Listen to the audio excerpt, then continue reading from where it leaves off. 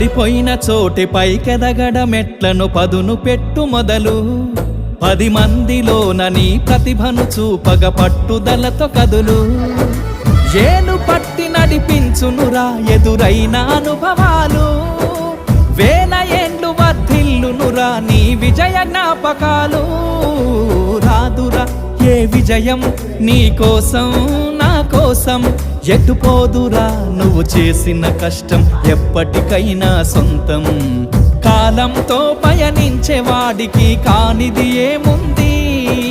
సాధనతోనే సాధ్యమవ్వునని సదాశయంతో సాగర ముందుకు రాదురా ఏ విజయం నీ కోసం